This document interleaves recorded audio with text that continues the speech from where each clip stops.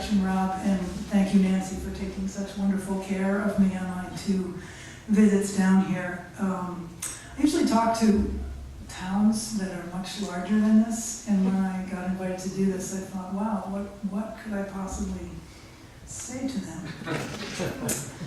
Because I talk about density and living very close together, and I talk about transit, and those are things that you wouldn't think would be acceptable topics here. But I'm really grateful that I took this on, because it's given me an opportunity to do some very interesting research into the history of Vermont and our attitudes towards the landscape and some of the tensions around how we face the issue of growth that have been kind of at the back of my mind for years. I wrote a book with Beth Humstone in 2000 called Above and Beyond: Visualizing Change in Small Towns and Rural Areas, and that really focused on small communities in Vermont, but I've kind of wandered far away from that topic, so it's kind of nice to be back. I'm going to talk about the forces. I'm going to start with some of the forces that created Vermont's landscape, and focusing on the tensions that between conflicting attitudes towards not just the landscape, but our identity. And that is at the heart of, I think at the heart of a lot of contemporary disagreements over growth. And I'm going to look at how those contrasting impulses have shaped the physical form of Dorset, and how that form might adapt to meet the needs of the town's future needs. So I'll start at the beginning. The Dorset landscape, like most in Vermont, was created by people who lived off the land. And throughout the 1800s, that really meant subsistence farming. They worked with what they had and made the most of some very limited opportunities. And they grew what they could for themselves, whatever goods they could get to a distant market, whether that be wool during the merino sheep phase of the 1800s, or cheese, or milk later when railroads were built and refrigeration was made possible. So they're constantly struggling against the odds of surviving in kind of a harsh climate. So resource extractions were an option: extracting iron ore and melting in foundries. And then, of course, finding that there was marble, realizing that there would be a market for the marble, extracting that marble from the Dorset landscape and getting it off to market. And the layout of Vermont settlements reflected reliance on food, on land to produce food. So as a result, farmers did not build unproductive agricultural fields. They clustered buildings in their farmsteads and in their villages within steps of each other. And this tight arrangement helped facilitate social interaction. And the villages were the places where people came together to talk, to share ideas, and those ideas evolved over time. People changed their minds about what was appropriate and what was beautiful. And this is very clear if you walk through many of Vermont's villages and you look at the architecture, because it shows a record of changing tastes and innovative building methods.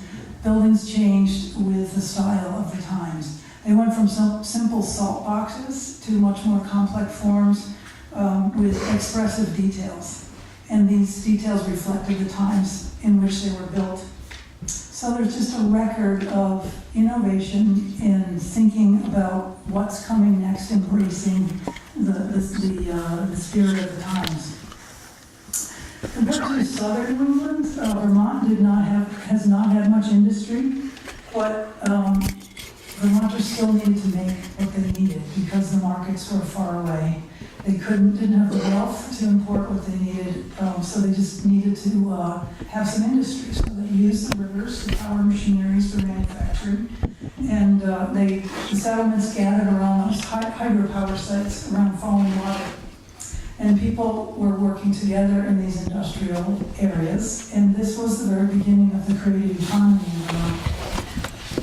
And industry relies on innovation. We look at an old photograph like this and we don't really think so much about innovation or modernism. It just seems something very old and decrepit. But in fact, someone had to figure out how to get that marble from the mountain down to the train. And I'm sure there was a lot of experimentation that went on with trying to build this inclined railway. Maybe they kind of had a design from some other community, but they had to sort of work out the kinks. And so there was a constant back and forth between people finding a cheaper, easier way to make a higher quality product, whether it was in wood products mills or in the marble industry, and then how to get those goods to the market. I'm always fascinated. I love old maps, but I lately have become even more fascinated with the list of advertisers on some of these old maps from the 1800s that list the businesses that were in that village or in that downtown. And it's just an amazing array of businesses and reflect an array of talents. And this is just the people that paid to be advertised, to advertise. I'm sure there were many other businesses and talented entrepreneurs in Dorset, but in addition to marble, there was manufacturers of stone and wood products. There were manufacturers of chairs and tools and sugaring equipment. So people really, had to kind of face the challenge of making these businesses work and innovative, and it took responding to change to survive that challenge. And industry, unlike today, in the 19th century, industry was a real source of pride because it lifted people above the subsistence economy that they had been stuck in for the early part of the 1800s. Industry was not considered something to be hidden away, something you never wanted to look at. In fact, if you look at the smokestack in this lithograph, you'll find that if you look at other lithographs, you'll find that's always a feature. Whenever there was a drawing of a factory, the artist made sure to put the smoke in because the smoke was a symbol of progress. The smoke was a symbol of wealth and a community that was emerging into a more prosperous era.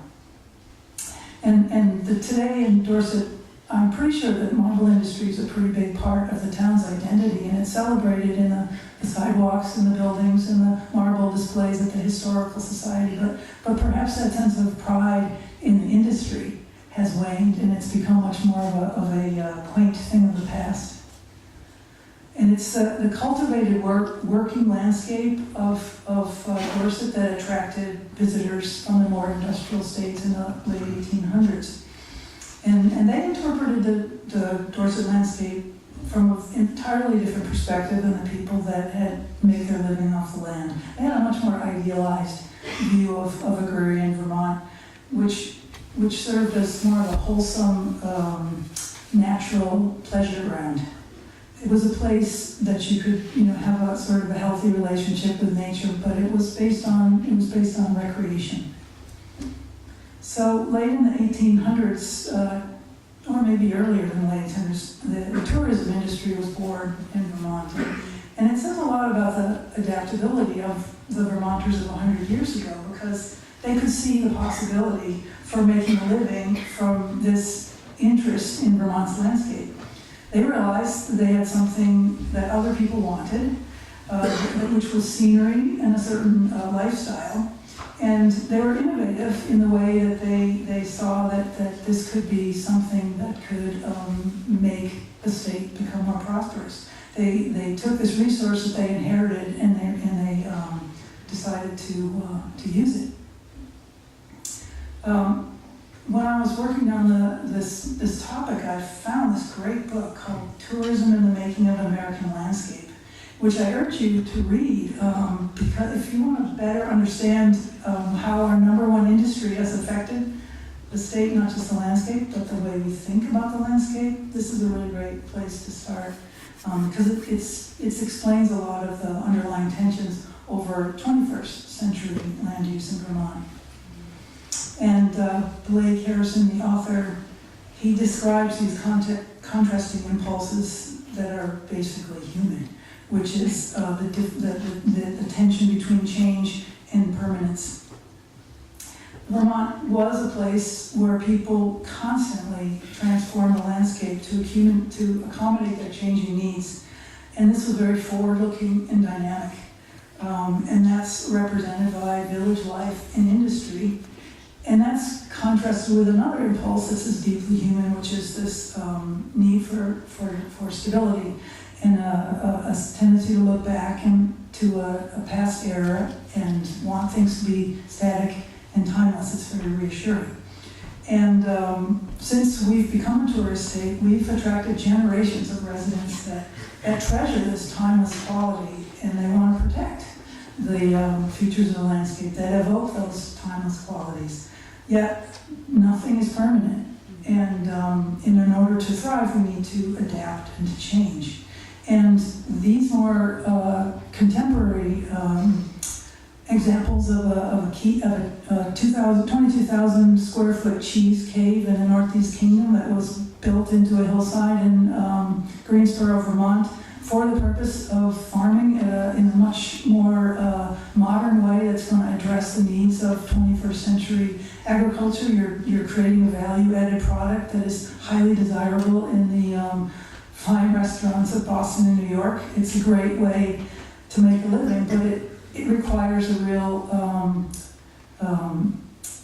insertion of technology into a otherwise very bucolic landscape.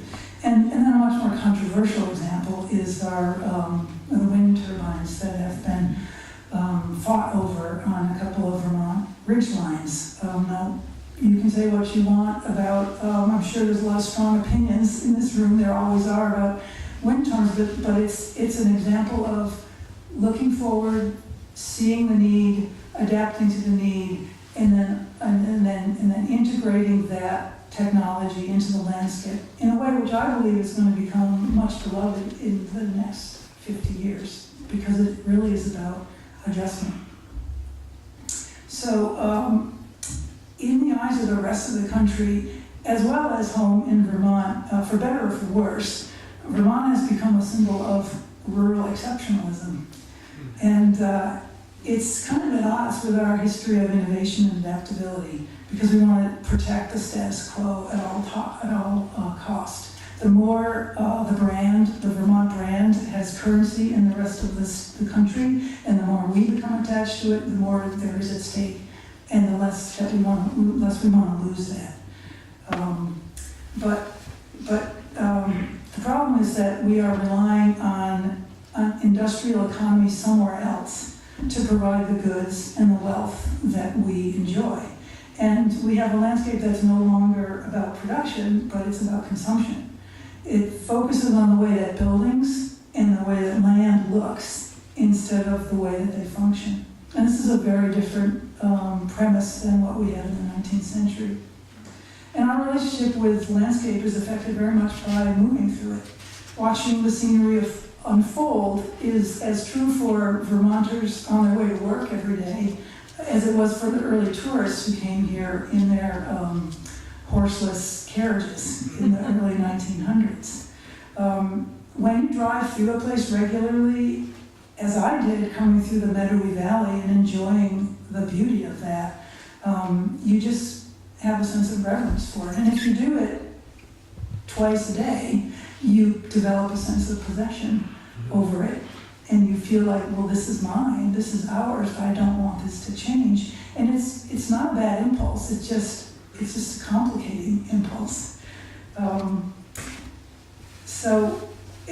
But when you're driving through it, as opposed to a much deeper relationship with it, which is working that land, you don't have as deep an understanding of it, and you don't understand quite as well how it functions.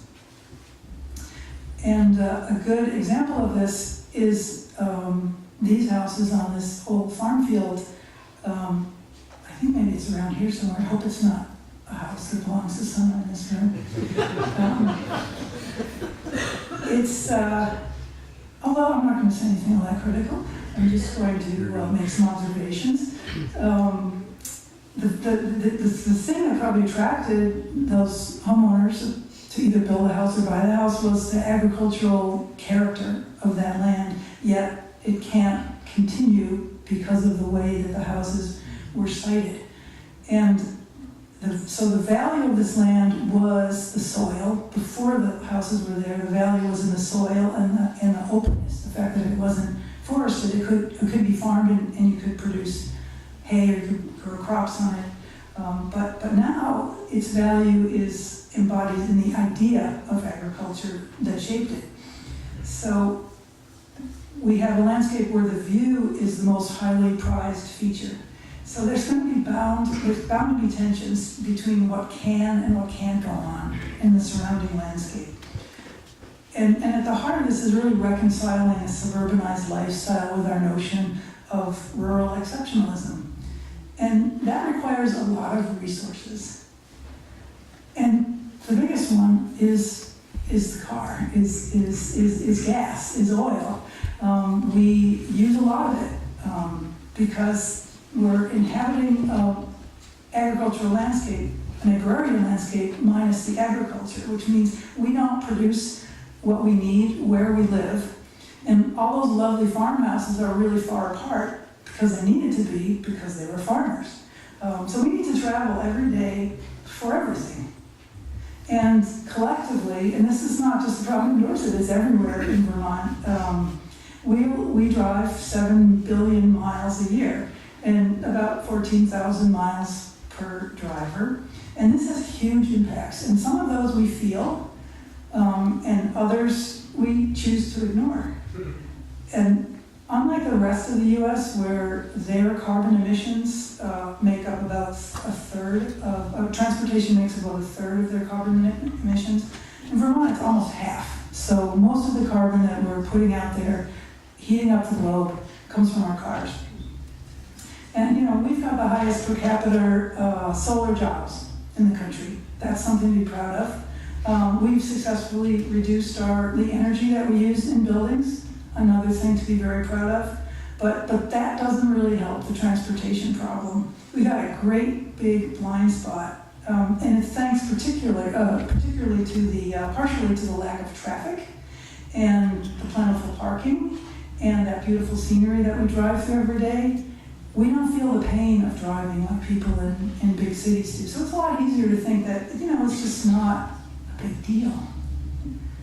And depending where you are on the income spectrum, this impact is probably the one that you feel the most because it involves the physical act of handing over your cash or handing over your credit card. Every time you go to the gas station, you realize, okay, I'm spending money on this, but the rest of the costs associated with cars tend to be hidden. We don't think about the insurance and the tires we have to replace and all the other maintenance and the registration fees. That all just kind of slips away. Gas prices go up and they come down, and we just enjoy a nice long period of them being down, but they are going up again as predicted, and I think we can count on the fact that they're going to go up again. So it's another good example of how the only thing permanent is change. And this dream that we bought 60 years ago, it just looks like so much fun. But this is the reality that we ended up with. For most Americans, every trip, every day is made in the car, and all of the pleasure has been drained out of the experience of moving. Maybe not in Vermont, but we're not driving because we want to anymore. We're driving because we have to. And this probably explains the great popularity in public transportation right now. I don't know if you've been following the news about the metro failing in Washington and the T in Boston shutting down during the blizzards. A lot of people are using public transportation. We still haven't figured out that we actually need to fix the systems, that we need to pay for them, we need to upkeep them, do as good a job with that as we are at, well, actually we're not doing a great job of fixing our roads, but we seem to care about it a little more.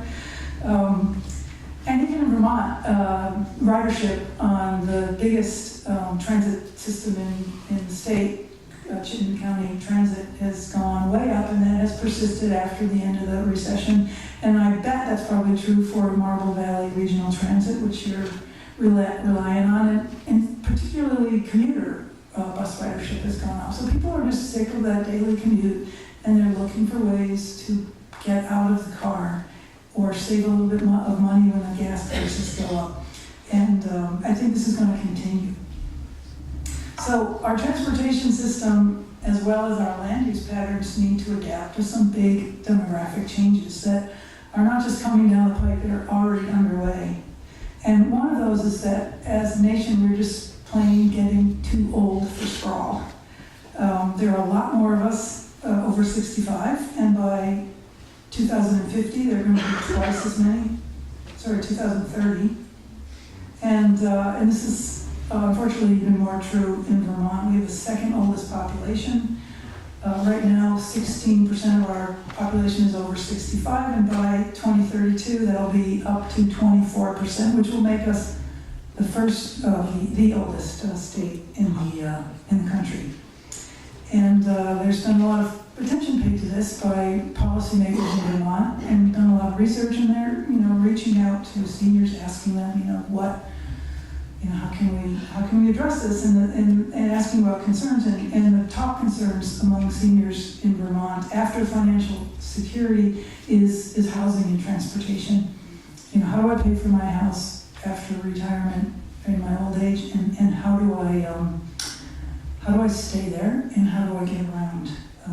Because the vast majority of people say they want to age in place. So many of the seniors are going to reach the point where the burdens of home ownership are going to outweigh the charms. I don't know the last time you got up on a ladder and tried to clean the gutters out, but that's a hard thing for a young person to do, or to mow the lawn, and then hiring someone to paint the house when they're on fixed income. This is really making people think twice about whether they want to live into their old age in their single-family home. So they're looking for alternatives that better suit their needs. And we're going to have much smaller households in the future. We already do. There are very few 1950s style families that are being started right now. Lots of single-parent homes. So we're not going to need a big house and a big yard. A third of all households in the U.S. will be only one person, and only 10% are going to have kids living in the house. So we're going to need a completely different set of options. And this boy, who was so very proud of his new cars on Christmas Day in the 1950s, he's probably reached retirement age by now, after a lifetime of driving. And statistically, he's likely contemplating apartments in downtowns that offer transit and destinations within walking distance, because it just makes more sense. Increasingly, retirees want much more lower maintenance homes, and they want to live in locations that won't leave them stranded if they can no longer drive. And then there are these guys, the ones that were strapped into the back of the minivan for most of the 1990s, and were driven everywhere and anywhere. And they're all grown up now, and they have decided they much prefer riding in an elevator. They're not necessarily looking for the big house out on a large lot. They expect that they're going to live in an apartment, and they prefer, in very big numbers, they prefer walkable places. They want to move to a compact urban area, and they don't mind sharing living quarters to be able to afford neighborhoods that have great urban amenities. And they're much more deeply affected by the recession than the rest of us are, because these are not the yuppies of the 80s with cash falling out of their pockets. These are folks with big college loans to pay off. They're not going to buy your house because they don't have the money and they can't get a mortgage. So, and they also feel like their investment in education hasn't exactly paid off, borrowing money for that, so borrowing money for a house, like how does that make sense? And this is a great, I borrowed this, I guess I might have stole it, image from the Vermont Historical Society's, I borrowed it, we're on TV, right?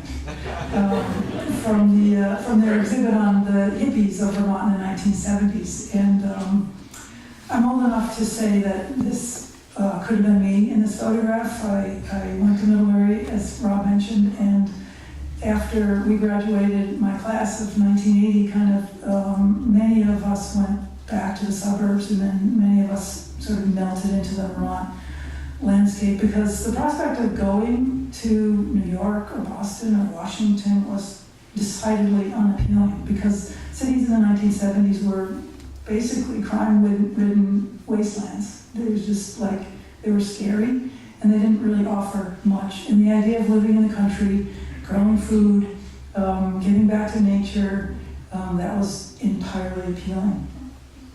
But not so much right now. The millennials do have an alternative. Cities are wonderful places right now. The reason why they're going there in great numbers, number one, that's where the jobs are. Number two, they are just so much more fun than they were when I graduated from college.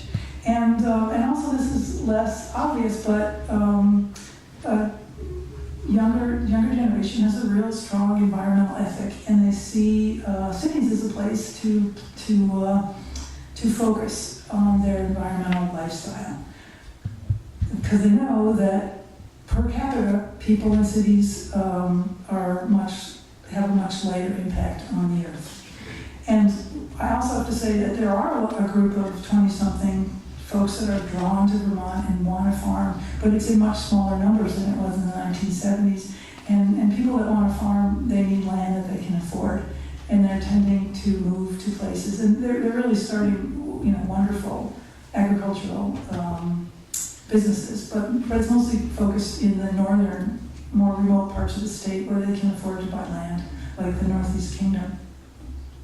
So millennials are not as interested in owning a car. They're drawn to places where they can get around without one. And unlike previous generations, they don't have a problem with transit. They don't mind riding on a bus. Their driving rate is down 23%, and that's unprecedented. Since the beginning of cars, we've never had a drop that precipitous, and this is totally freaking out the car companies.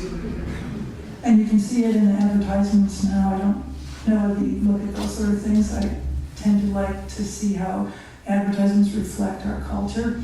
And I've noticed lately that the big car companies they're placing their cars in the middle of walkable downtown cities when they shoot the ad, and they're putting bicycles on the tops of the cars. They're just putting in all these symbols that they know that younger people are going to react to favorably.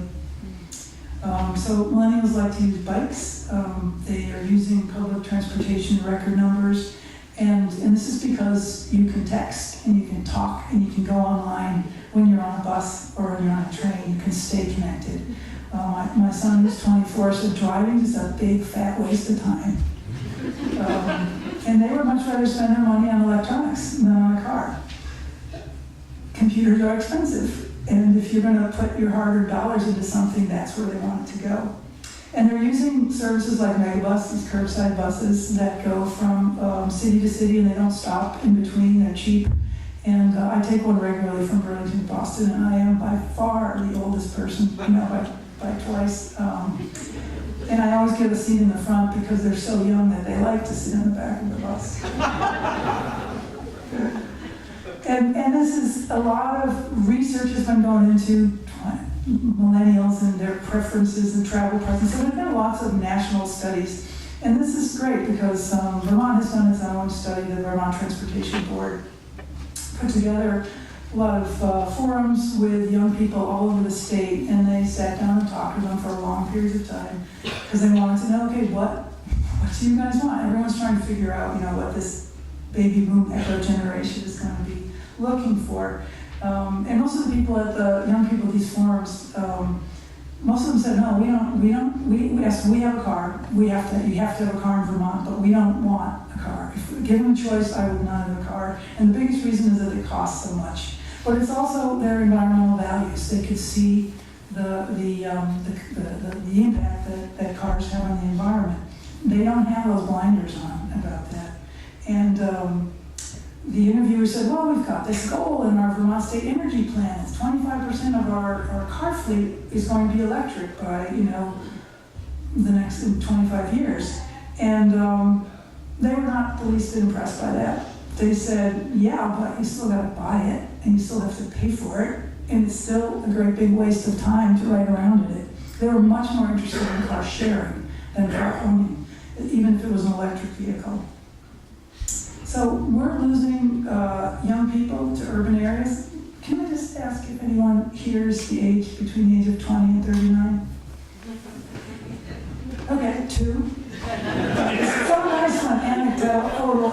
lines up the statistics. In the last 20 years, our population has ticked upward, but our population of 20 to 39, I shouldn't keep calling them 20-somethings if the 30s are in there too.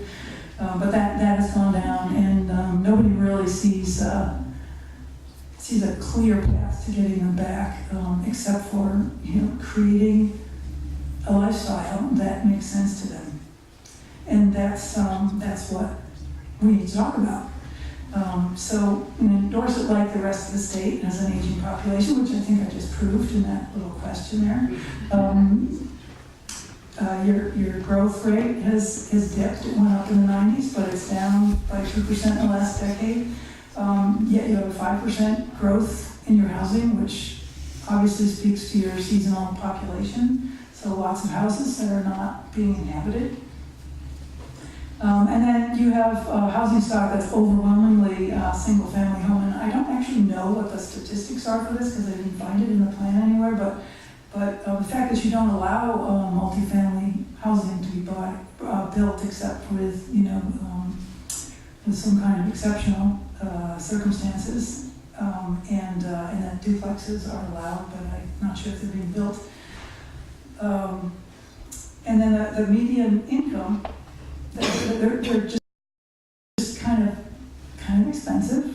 The median income for Bennington County is $37,000, and the house that someone on that income could afford is about $93,000. And then it's sort of a similar calculation for a Dorset resident with a median income of $63,000. So there's basically a lot of people that rely on the local economy for their income that are not really able to touch most of what is available in Dorset. I think it's kind of interesting that you have a chunk of 14% of your homes are less than 50,000. I'm not really sure what those are. Probably not a high quality house. And then a little bit that's under 200,000. But if your sweet spot for your residences is around 160 and below, then there's not a whole lot of area within this pie chart for them to go. You have no homes whatsoever between the value of 50,000 and 150,000, and that's sort of the area that would be really good to work on. So there's a lot of commuting going on. More people work here that don't live here, and not that many people are able to live here and work here. And there are two ways to address this imbalance. One is to create more jobs, which is a very excellent idea. And the other is to try to fill that gap in housing stock by adding more housing units under 200,000. So, how does Dorset shift its land use pattern so that the community is much less dependent on driving and it is more accessible for a diverse population? And I'm going to start with this often photographed corner of your town because it represents an iconic Vermont scene, and one that I was taken by when I first came here. And it's this little green that's really the center of town, and it's really the buildings that form the backdrop around that green. This deliberate arrangement of buildings that affects the space around them that makes it so special. For a small village, this is what the strong sense of enclosure comes from. It's almost like a stage set. You sort of feel like the Dorset players could go over there and put on a performance and people would watch because it's got such a great backdrop. And it's also the same in Manchester Village, which has its own elongated green, and then this little side street that is much more urban. But I feel like this could be the set of an opera. There's just the relationship between the building walls and the street is perfectly proportioned. And we inherited these lovely spaces, and we are trying so hard to protect them. But what I think we should be doing is trying to make more that are just like them, so that there's not so much pressure put on these places. So this is the sweet spot of the town, and the power comes not from the green, but the location of the buildings that are around it. It's that dense pattern of 2- and 3-story structures So it's not the grass that matters. A lot of people feel like a green is the grass. It's not the grass. What matters is the space that's created by the buildings that are around the green. And all of those, the details of the buildings and the height of the buildings it's the backdrop that really makes it really special. And if those buildings were further back from the street, it would lose a lot of its power. There's just a great relationship between the height of the buildings and the width of the space. Or if you if you just had every other building there, if there weren't quite so many, if there wasn't so much density there, then it wouldn't have the same sense of power at all. You can't really tell where the green is in this with fewer buildings.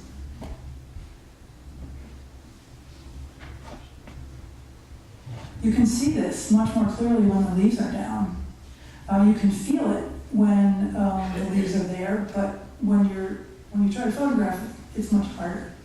But it's much clearer because you can see those buildings line up. Now those buildings on the, I guess it's the north side of the green, are very close together.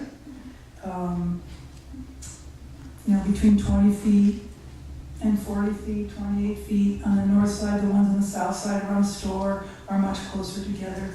But that is where the power comes from. And this is why I just can't understand why people keep saying, I don't want any density. Because this is density, and this is beautiful density. And this is the kind of density that we need a lot more of. And it's the same in East Dorset Village. The lots are narrow, there's not a lot of space in between those yards. And it creates, not only does it create a nice edge along the street that makes that street feel so special, but the distance back from the sidewalk creates a very friendly, intimate scale.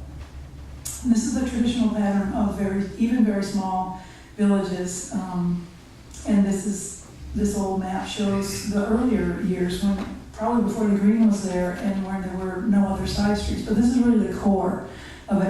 And you can see that those buildings are really close together. And there are not many of them, but they're arranged in a way that it feels like there's a there. It doesn't extend, that pattern doesn't extend to the rest of the village. You can see that in the beginning, those in the 1800s, it was all about traveling by foot. The distances were very short, and the buildings were close to the road. They're about 15 feet back from the sidewalk, and that meant that walking was very direct and it was very quick. And when you take away all the other elements and you just look at all the buildings lined up, which is a great urban design technique, because you should be able to see where the roads go. If you know, okay, the road goes up there and it turns there, then you know that you laid your buildings out in a way that's going to give you that wonderful Vermont village character. So beyond that tight little central area, the pattern loosens quite a bit. The buildings are set farther back and they're on much larger and wider lots. They're still oriented to the street. They're building lots that faces the front of the street, but they're not quite as they're a little bit more isolated, and they don't form that consistent edge. And the distance is still walkable, but as a pedestrian, you don't get drawn down the street because there's just too much sort of open space. It's more suitable to riding in a carriage or driving. And that's an example of that much deeper setback. It's a really lovely house. It's really great to see all the trees, but as an urban space, it doesn't really compel you as much as what's a little bit farther up the street. And then later on, the houses are much more randomly sited. And I'm assuming that these were later additions because this is usually the case. They don't relate to the street at all. They're really lovely houses. They contribute to the nice aesthetic feel of the village, but they don't have that same sense of structure that creates the edge of the street and gives you a nice feeling of a Vermont village. They're just more isolated objects. So you take away that central core and you're getting something that would be very different, a very different feeling. And it's much less like a Vermont village and much more like a really nice suburb. And it's not so walkable. And it's important to keep in mind what those proportions are and those distance of the part that I suspect you like very much, because they should be in your zoning regulations so that you can create another street like that somewhere else in the village. You're requiring 30 feet, buildings to be set back 30 feet back from the building, when in fact 15 feet is a really nice distance, which has been proven in your traditional village. So it seems like from what I've taken away from looking at your regulations, from looking at your aerial photographs, from driving through town, from talking to people, you've got Dorset Village and East Dorset Village, these islands of walkability and islands of traditional Vermont village pattern set within a sea of extremely pretty sprawl. I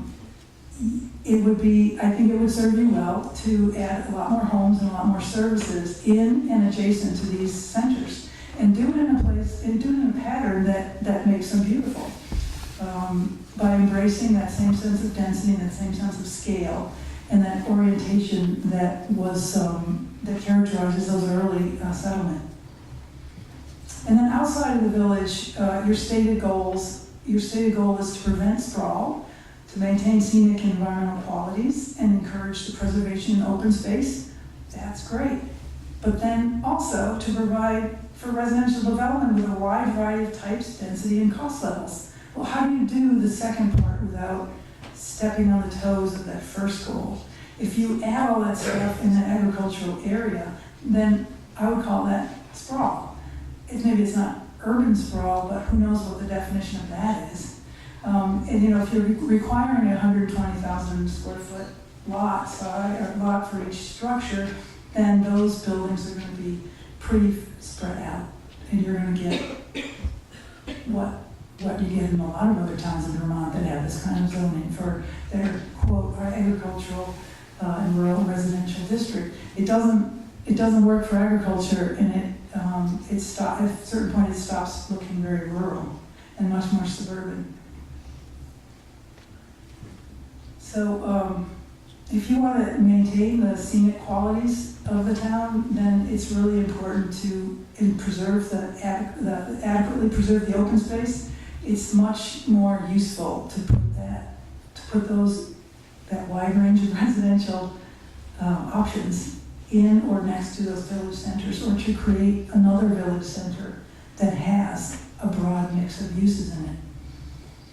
Because this is what the build-out shows for that agricultural and rural residential district. Each one of those dots is a place where you could put buildings. So you just could have that pattern magnified, and then you end up with a lot of people driving up and down those roads, a lot of time lost, and a lot of wear and tear on those roads with cost to the town. So this is the broader townwide zoning map, and as a frequent driver of Route 7, my dad lives in western Massachusetts on Route 7, and I drive up and down this road a lot, and I have since I was in college. I have been, and every time I see a big purple blob on Route 7, my heart sinks, because I know what that means.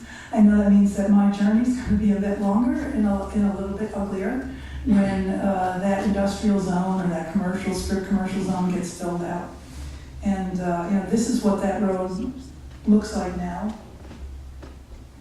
Really nice farmland on either side.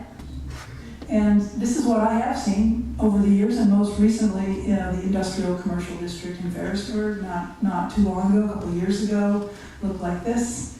And last time I drove it, last month, I saw this new Shell station. And then another district in Virgins, nice little field there. And then the dollar store shows up, and nobody can claim that this was an accident. I mean, that's what their zoning says. And this is kind of what you're asking for with that great big zone. Now, you want to create jobs, and you want to have businesses that require more space. I get that. Those are good goals. But you don't have to have such a large amount of land dedicated to this purpose. So I urge you to look long and hard at exactly how much space you'll need to do that. Because developers will spread their projects out to take up whatever space they have. whatever size lot they can get. And they'll leapfrog from one end of that zone to the other, and that is going to leave you with a lot of useless fragments of land that can't be developed later on. So you'll build out your industrial zone, and then you'll be maxed out, and you can't use it, and you have a lot of useless leftover space. And this is what has happened in Middlebury in their industrial zone.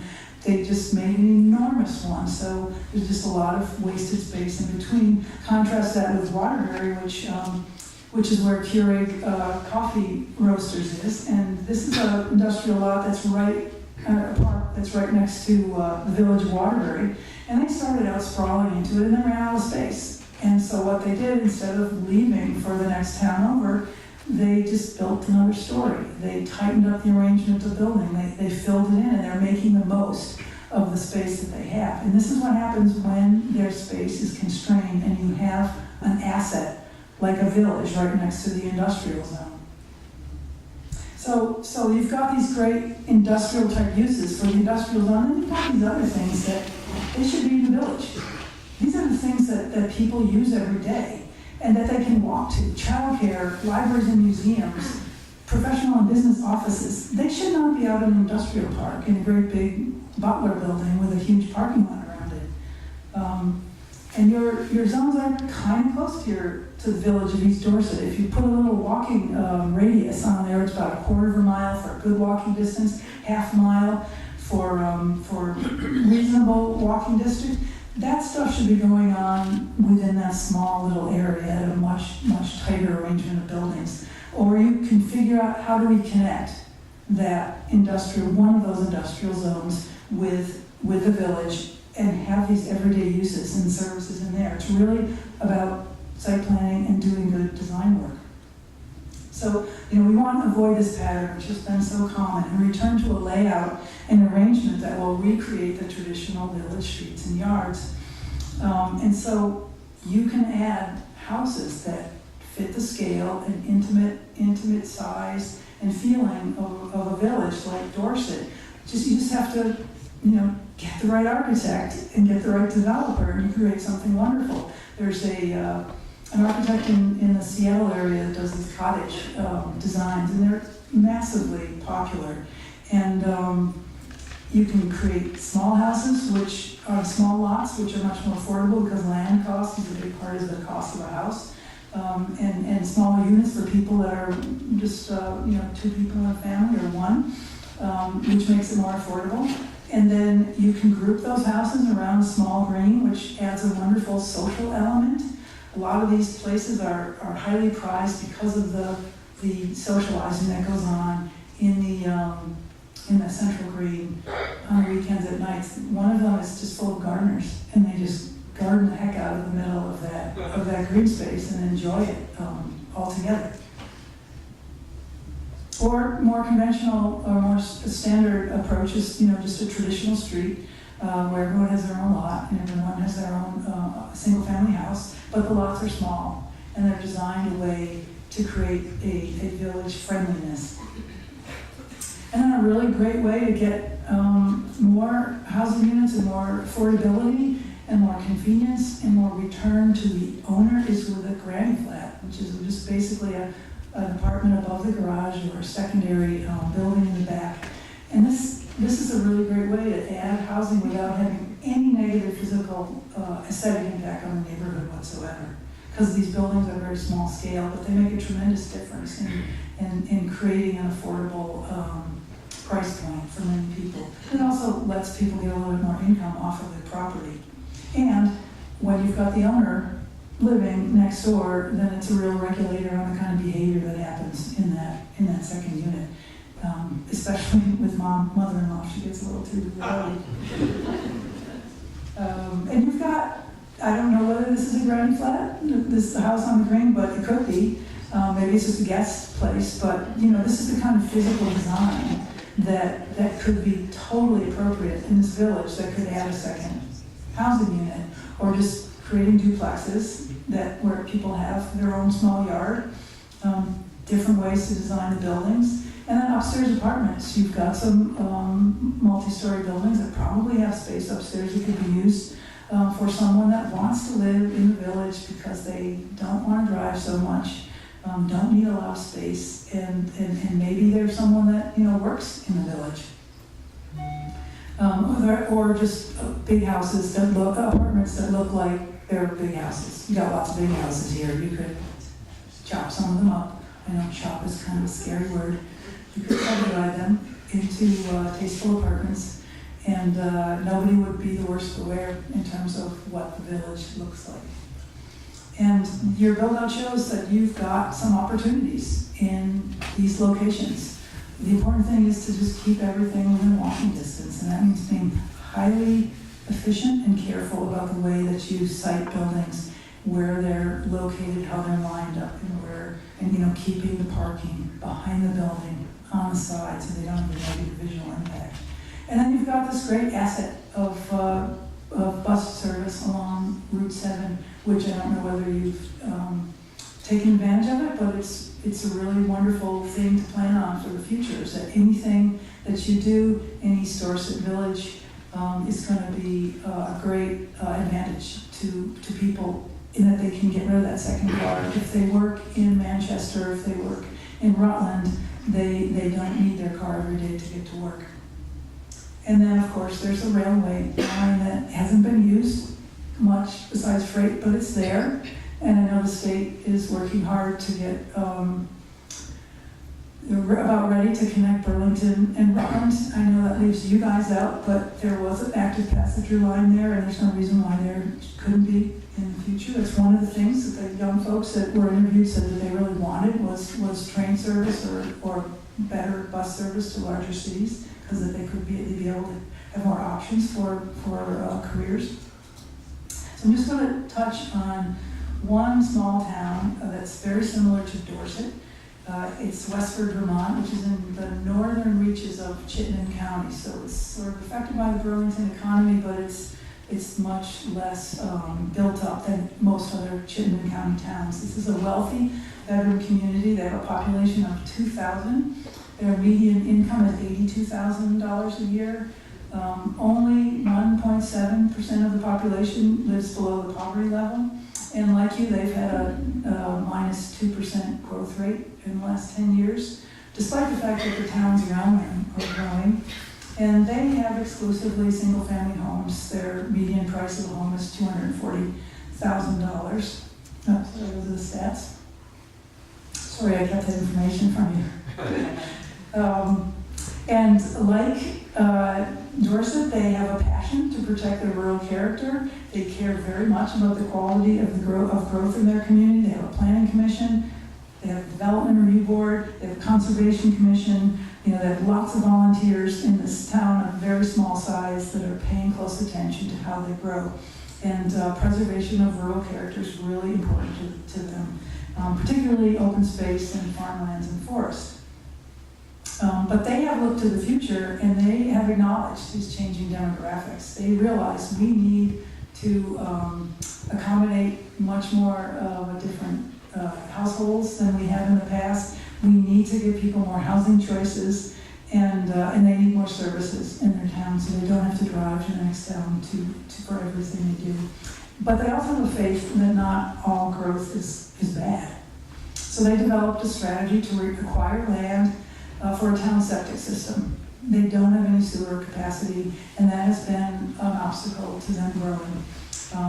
That is necessary. If they want to add any buildings around that town green, if they want to upgrade the septic systems for the town buildings that are in the town center, they need this septic system. So they did an assessment where the parcels in town that we could do this. They found a parcel right near the village, and when this came up for market, they were ready. They pounced on it, they bought it. They communicated well with their fellow community members about why they need to do this, why it's important to invest in this, and when it came time to act on it, they had the support they needed. So they're building wastewater infrastructure on this parcel of land that is a farm, and they are going to protect that farm, and they're going to use it for recreation and open space. So they're achieving many goals in one fell swoop based on a lot of volunteer effort. But it's a sort of long-range thinking, accepting that things are changing, and developing developing a strategy to deal with that change and finding a way that makes sense for their size of community to address it. And it's really important to remember that design is a really big part of this. If you have 2 apartments in a building in the front of the lot and 2 apartments in the building in the back of the lot with a parking lot in between, it can look really ugly. But it could also look really nice. The exact same configuration, 2 apartments in front, 2 apartments in back, parking lot in the middle, but one is one that you wouldn't mind having in your town and another one that you wouldn't want to live anywhere near. So it's really about recognizing that it's not the density, it's the design of the buildings that make all the difference. You know, you could have a doctor's office that looks like this, or you can have one that looks like this, one that fits in a downtown or a village that you can walk to, that has a front door on the street, that there's no parking lot between you and the front door, that has an upstairs, that can have a lot more things going on in it because it has a second floor. But you need septic service to do that. So that's why it's important to really work on those infrastructure challenges. And another thing is that walkability is not about sidewalks. People say, well, we're going to build a sidewalk, and then our town will be walkable. But that it doesn't really work that way. If you take away the bank and the trees and the stores and all the other things that you can enjoy in downtown Middlebury and leave the sidewalk, there's a pretty good chance that 5 people would not be standing around there having a lovely conversation. There would be no reason to be there, even though there's a sidewalk. It's smooth and it's safe, but it doesn't make it walkable. It's all the other elements around that sidewalk. It's the destinations, it's the pattern of buildings. So, I don't know if you can read this, but I love this picture. It's a coin, it's a vending machine for beverages. And the top one says, not accepting change. And then someone stuck a sticky that says, change is inevitable, deal with it. So I just want to end by saying it's about design, as I just mentioned, but much more fundamentally, as I've come to realize the hard way after talking all over the country about density design, it's about more than design. It's about how we feel about change. And I can see from your survey that you have some conflicted feelings about change. Because half of the population wants more mixed-use development, half of the population doesn't want. It's kind of amazing how even that split is. And half of you want more density, half of you want less density. It's a little unclear in the question what density is, but still it kind of reveals the divide that is not uncommon in any town over growth and change. But you have to keep in mind that research shows, and this is really interesting to me recently because there's been a lot in the news about this, is that human beings there's been a lot of research about loss and loss aversion. And there was a really interesting article, I'm going to just diverge a minute, an article about, I guess it was the New Yorker, about Donald Trump. And part of his appeal is that he is a genius at appealing to people's sense of loss. That he describes everything in terms of loss, and that they'll gain it back if he's elected president. And it's just kind of ingenious, actually, because it's working really well for him. But he's tapping into something that is very deep inside of us, and that we feel a pain. We feel the pain of a loss much more intensely than we feel the pleasure of a gain. We're just terrified of losing things and losing what we have. We put a lot more, invest a lot more importance in something that already exists than something that might exist. We'd rather spend time and money fruitlessly trying to recover something from the past than to embrace change. And a really great example of this is a couple of years ago, our house had a pipe burst, and we had our kitchen was destroyed, and we had to use our insurance policy to rebuild it. And when the insurance adjuster came to sign off on it, the finished job, I was asking him about how people relate to this, or how do they react to the circumstance. He's been in the business for 20-something years. And he had this great story about a couple that had a second home. and the house was destroyed, and the contractor finished the job, and the folks came for the weekend, and they inspected the house, and the wife was just beside herself, upset, because the carpenter had rebuilt the bathroom vanity so that it was plumb straight. And when she put something down the surface, it didn't roll off and fall to the floor. And I was so upset at her because she wanted it back exactly the way that it was. And she made that contractor put it back exactly the way it was. That was, and he said, I said, is that the most outrageous? He said, that's sort of beats them all, but pretty much that's the way people react to having their house destroyed. They just want to put it back the way it was, no matter how much it costs. So things are going to change. That's part of what life is. And I don't think that we would want it any other way. We don't want that kind of static permanence. So the question is, how is it going to change? It's okay to be skeptical about growth, but it's not okay to assume that it has to be awful. It's possible to shape it into something that you want. So I just urge you to tap into that good old Vermont adaptability and face the future with the confidence that you can create a dynamic and beautiful place. Thank you.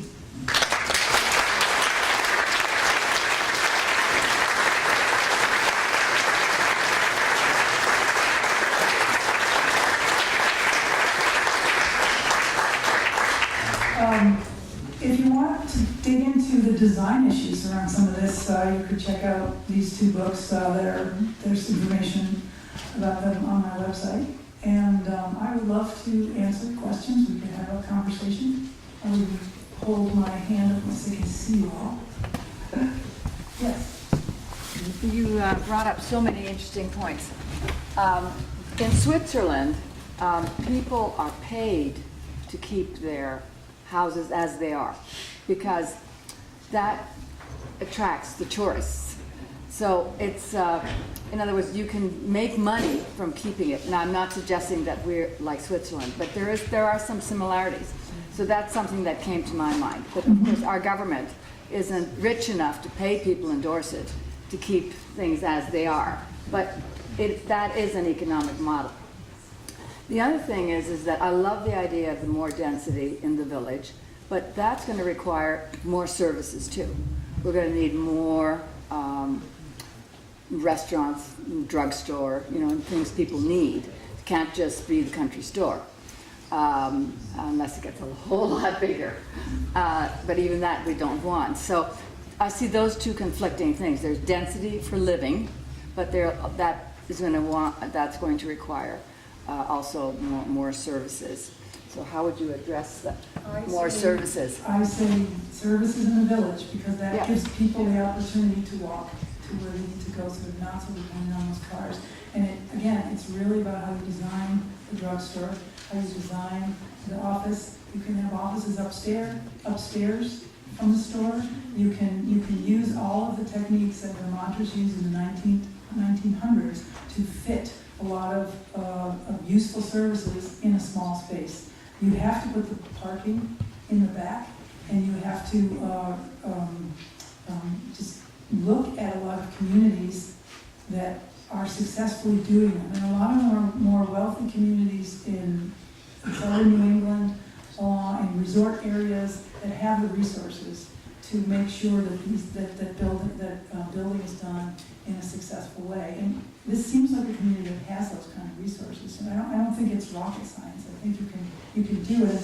I'm sorry that I didn't show more examples of commercial businesses, but there are a lot out there. And I just urge you to hire someone to show you how to do it. Another designer to do that. Yes. Thank you very much. That was a wonderful presentation.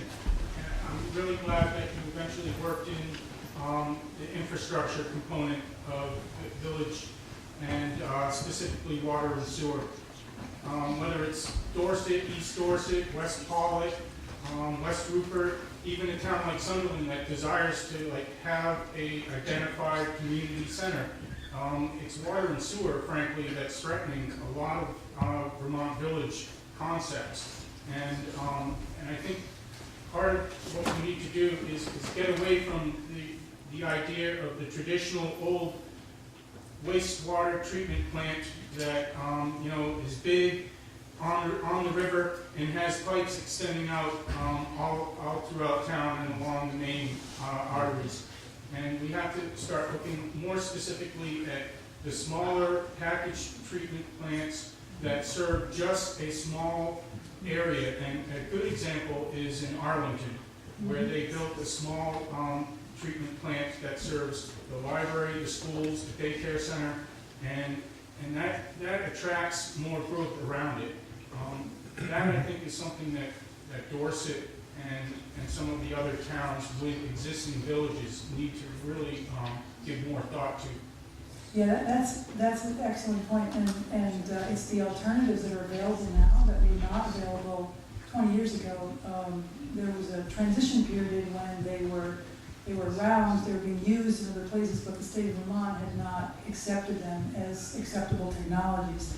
That is not the case anymore. Not only is the state of Vermont allowing them, but they are encouraging communities to explore that option. And I actually was going to put a photograph of the manual that is put out by the Department of Community and, I always get this name mixed up, Housing and Community Affairs? ACCD. The development, or the folks in Montpelier that deal with downtown development and economic development. They have this really great brochure. I didn't put it in, I thought it would be a little too wonky to stick it in there. I'm sure that, but if you're interested in the topic, I go on their website and download it. It really shows which communities have successfully managed to build this and how they've done it and what some of those alternative technologies are. So I'll go to their website if I can remember the name of them. Housing and Community Affairs. They're always changing their name. Yeah, it's changed twice in the last couple of years. Any other questions? Wow. I appreciate your presentation. I think it's wonderful. But I look at Dorset as a small valley between two mountain chains. And if you measure the distance between the center of Dorset, being Church Street, and the center of Manchester, I'm not hearing anything from you about regionalism, and our town has been working with Manchester and in fact with the greater Southshire, Northshire area on ways that we can satisfy our needs, because I think it's, from my perspective as a non-planner, we just can't be everything to everyone, and it's nice to have some services in the center of the town, I agree. But could you address the issue of how much our town should be looking to Manchester to provide certain types of services? Well, I think that you could think about analogy as like neighborhoods within a city. I mean, in a neighborhood, you have services that you use every day that are particular to that neighborhood. You know, the store that sells the items that are convenient, that you need. You know, what used to be the video store, the beauty salon, like the places where people gather and do their business and, pick up a few items, have a cup of coffee, have lunch maybe. And those are neighborhood services, and those are entirely appropriate here. Now, there might be some kind of specialty thing that like the J.K. Adams is a real specialty thing that is specific to Dorset, and that draws people from around the region. Something like that might organically spring from the population here, in which case that becomes part of the regional system. But yeah, you're right, you don't have to have everything here, because you're not trying to create self-sufficiency. You're just trying to cut down the number of car trips and the distance that people have to drive every day by eliminating some of those trips so that you have services. And then you want to cluster people in enough of a critical mass so that you can get frequent bus and shuttle service up Route 30 from Manchester. The bus isn't going to come if there aren't going to be enough people to get on the bus. So you just need to make sure that you're locating people in a place that they can be collected on a bus so that you give that option to people here. I mean, Dorset is already East Dorset is already much more connected to Manchester for that reason. I think you want to create more of that non-vehicular back and forth up here. You sort of shoot for that. No, I'm just throwing this out, and I missed the beginning. There is a real concern about the future of Vermont on the level of bringing businesses, people opening small businesses here. It's really close to impossible for someone who doesn't have a huge bank account to open a business. It's very difficult, and I honestly think what you're saying and what you're talking about is really interesting, but the reality of our situation here doesn't allow these people to do that. And I don't know, that's a whole other issue that would certainly have to, change within our state. But certainly, Dorset real estate is up there and it's more expensive, and I don't understand. How do you think about, what do you think about that? How do you think about that? Well, I think that, you need population to support businesses. So you need to have more people living in places that there's more resources to support that, right? So, that's one step.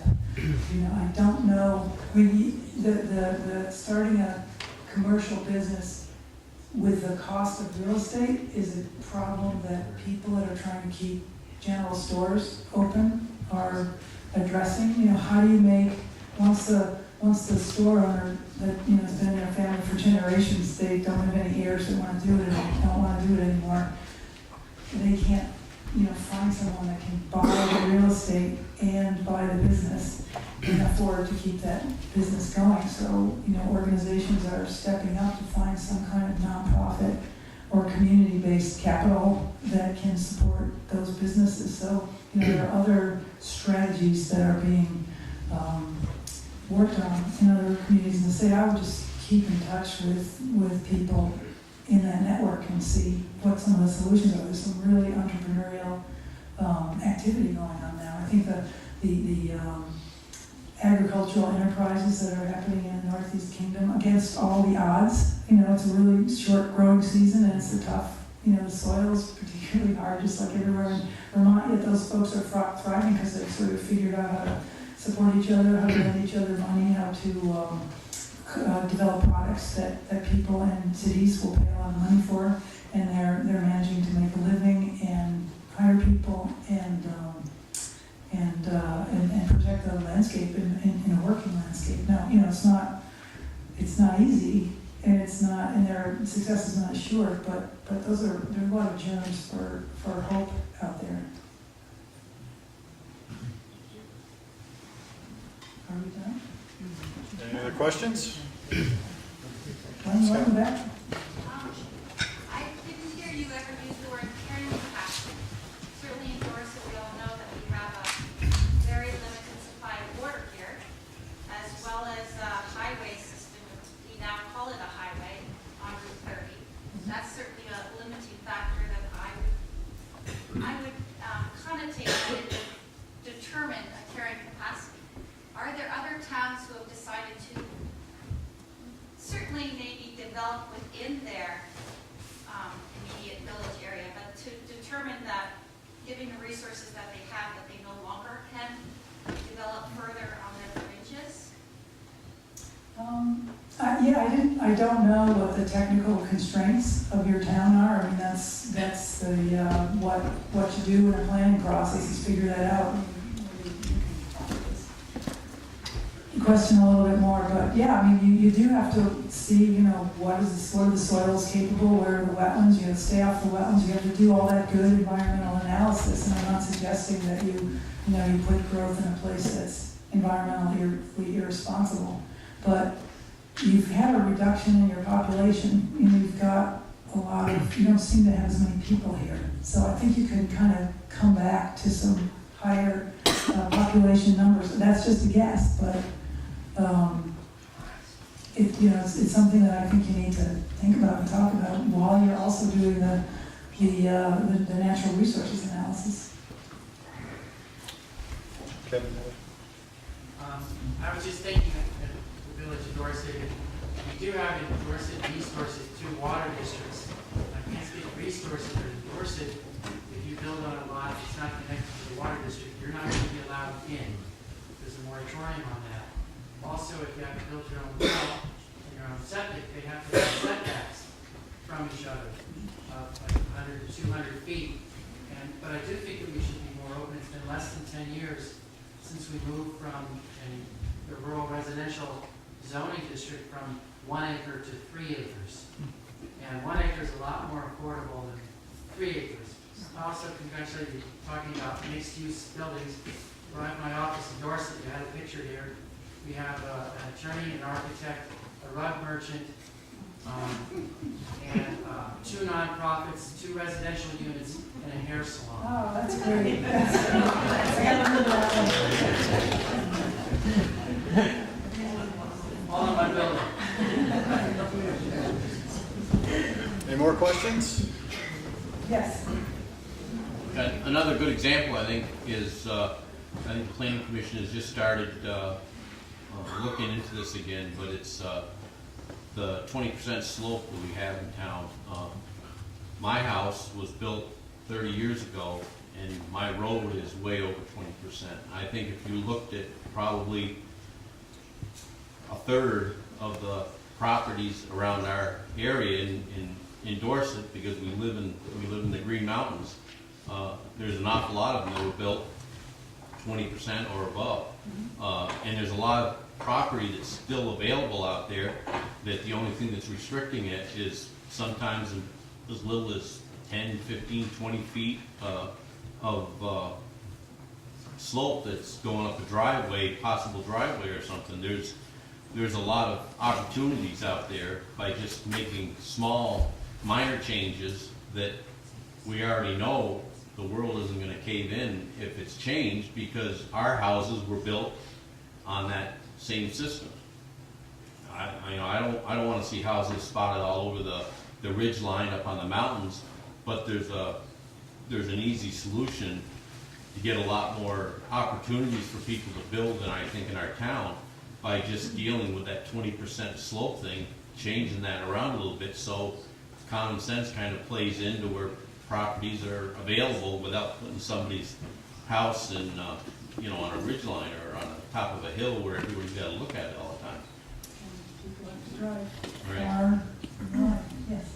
This is really a question for Rob, and thank you, Rob, for starting this process. But okay, we brought in somebody to give us some perspective. Where do you envision the town going from here, using this information and doing the things that we need to do? Sure. So it's all pieces to the puzzle, and it's all part of the discussion in terms of, Scout had the question about the carrying capacity and what we can grow into or come back from, and that's all part of what you would massage out of a planning process in terms of potentially bringing up in some more technical help to answer those questions, to say either come to terms with some of the realities or seek out opportunities that may be there that probably maybe have been talked about in the past but haven't really been discussed too much. So, but what I guess I'm wondering, what is the planning process? What are the steps that you see going forward?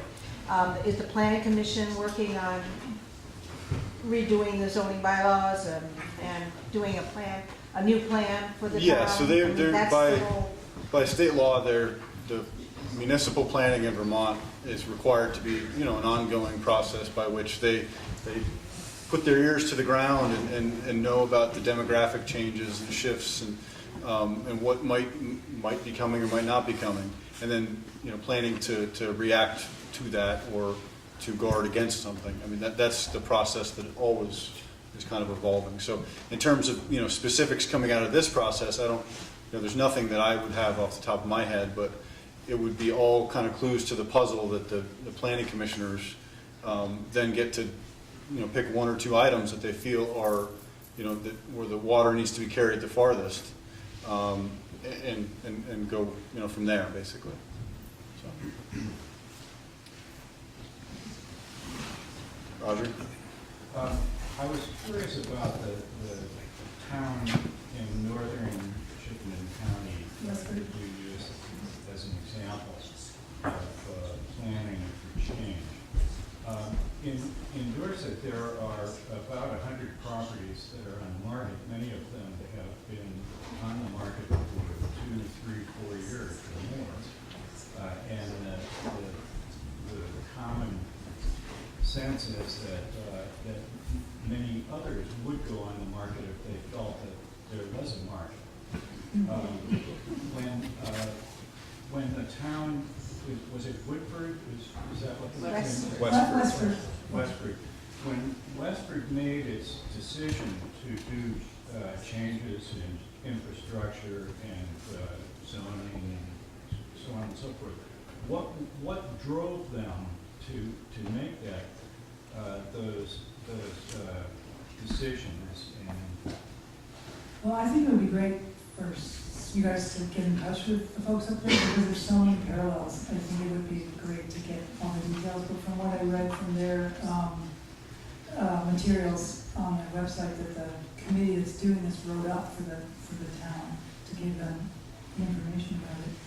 I think that they were having trouble with their municipal buildings and the septic systems that they had, and they needed to deal with that situation. And they also have a population that keeps saying, we want to have a cafe. We want to be able to just have more to go to in town. So there was this need to have more in that village space. But they realized they couldn't do it without the septic. And then, you know, this demographic thing has also been hitting them pretty hard. So they have put all the pieces together. But I think the thing that started it was just that need to deal with the septic situation that was problematic for them right now. And then once they dug into that, they probably realized, oh, if we go a little farther with this solution, then we'll get all these other things. So let's think a little bit bigger and let's come up with a bigger, broader solution that's going to have wider spread benefits. But I would get in touch with them and find out more because it's really a great example. Just as a point, that particular town, Roger, is in the northern end of Burlington, which has been a city in Chittenden County which is constantly growing. And the question of sprawl is very much, that part of Vermont in particular, is very much like the rest of the country when you see sprawl coming out. Just north of Burlington is a town called Essex. And Essex used to be a very small little area years ago. And that began to have sprawl and began to put up these big box stores that, once they were up, brought a great deal of horror to the people of Essex. And I think they realized, Westford, that this sprawl, potential for sprawl, was moving north. So without getting a jump ahead of it, they could well wind up with some of the conditions that Essex, which used to be a small little town. Yeah. Essex is actually a railroad town. That's where Essex Junction is the junction of the railroads. So they had their own economy from the early days, and then it really kind of took off growth there when Watson built the IBM plant there. And that was just an enormous influx of people because there were lots and lots of jobs there. So that town built out in the 1950s and 60s in subdivisions. So their population and their economic base is just very much orders of magnitude higher than a place like Westford, which is on the very edge of Chittenden County. I think the big box stores you're referring to are Williston, which also has had a lot of growth, which is farther to the east. But the Westford folks, they zoned, I think they zoned their land to keep out a lot of growth, you know, with the single family homes. And I think now they're starting to realize that it's not serving them well and that they need to come up with another model. And while I'm sure that they don't want the suburban subdivisions that Williston and Essex have. I think they're getting ahead of the ball by doing the planning. I showed you that little plan of the buildings around the green. You know, they're identifying the infill sites where this higher density housing can go. So they're kind of doing it on their own terms, and they're writing the regulations to allow that to happen in a way that reinforces the rural character and the village patterns, and not the way it's done in Williston and Essex. Yes?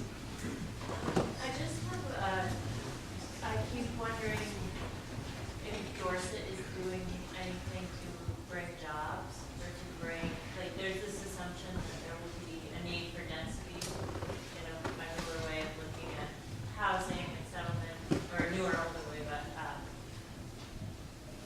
where are the jobs, or how does this feed into what our town is thinking about the future of economic sustainability? Yeah, I mean, that's a conversation that you might have already had in the community, or you need to have as a community. It gets to the question about regionalism and what's appropriate in Manchester, and what do we want to have here, and how much do we want to be able to stay at home for some of the services, and how much we would be willing to drive.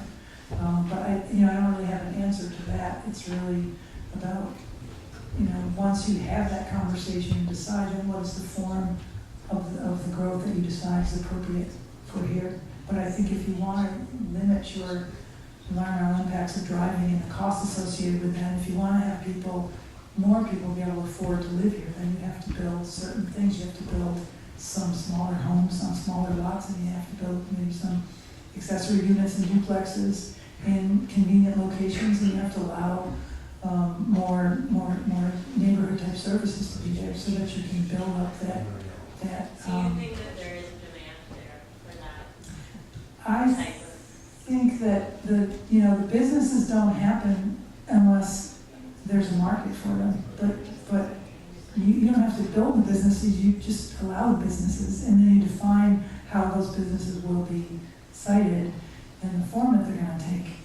You don't have to worry about whether it's going to work. If the market evolves, then the businesses will come in, and if the market's strong, they'll stay.